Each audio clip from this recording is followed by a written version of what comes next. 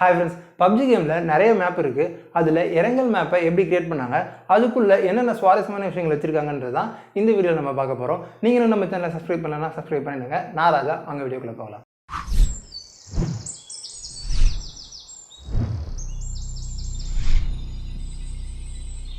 இரங்கல் மேப்பை 3 விஷயத்தை பேஸ் பண்ணி தான் க்ரியேட் பண்ணியிருக்காங்க.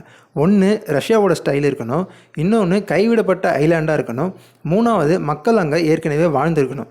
இது மூணுத்தையும் அடிப்படையாக வச்சு தான் இந்த இரங்கல் மேப்பை க்ரியேட் பண்ணியிருக்காங்க. இந்த மேப்பை சிக்காகோ, அமெரிக்கா, கொரியன் இந்த 3 கண்ட்ரிலேருந்து வந்தவங்க தான் சேர்ந்து க்ரியேட் பண்ணியிருக்காங்க.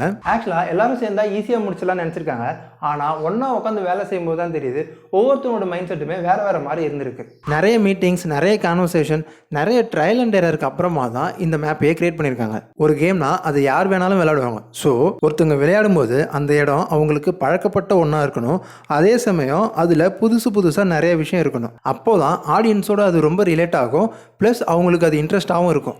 இதுக்காகவே நிறைய சின்ன விஷயம்லாம் பிளான் பண்ணியிருக்காங்க. இரங்கலில் ஒரு மிலிட்ரி பேஸ் லொக்கேஷன் ஒன்று இருக்கும். அங்கே ஒரு பிளான் கிராஷ் ஆகிருக்கும். அதுக்கு பக்கத்துலேயே பார்த்தீங்கன்னா ஒரு ரேடியோ ஸ்டேஷன் டவர் ஒன்று இருக்கும், அதுவும் உடஞ்சிருக்கும். இந்த பிளேன் இடிச்சு தான் இந்த ரேடியோ ஸ்டேஷன் டவர் உடஞ்சிருக்கு.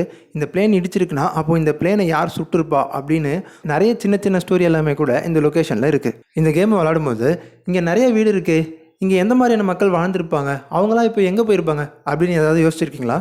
அப்படி நீங்கள் யோசிச்சிருந்தீங்கன்னா உங்களுக்காகவே நிறைய ஹிடன் டீட்டெயில்ஸ் எல்லாம் இந்த கேமில் அங்கங்கே வச்சுருக்காங்க.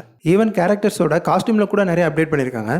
பாஸ்ட், ப்ரெசன்ட், ஃபியூச்சர்னு 3 காலகட்டத்துக்கும் ஏற்ற மாதிரி சோல்ஜர்ஸோட காஸ்டியூம் எல்லாம் கிரியேட் பண்ணியிருக்காங்க. ஓகே ஃப்ரெண்ட்ஸ், இதே மாதிரி வேறு எந்த கேமை பற்றி நாங்கள் வீடியோ பண்ணு நினச்சிங்கன்னா அந்த கேமோட பேரை கமெண்ட் பண்ணுங்கள். நான் ராஜா, அடுத்த வீடியோவில் நான் பார்க்குறேன். பாய்.